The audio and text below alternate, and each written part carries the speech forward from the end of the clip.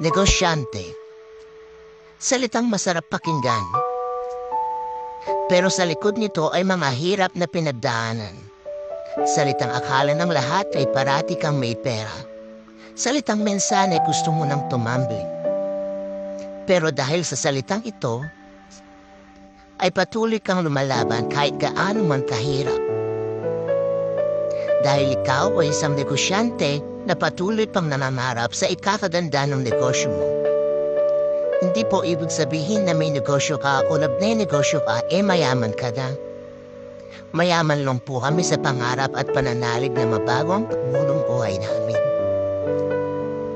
Kaya bago mo isipin na mayaman na ang isang negosyante, malamang hindi mo alam ang hirap at pagod na pinagdaanan niya.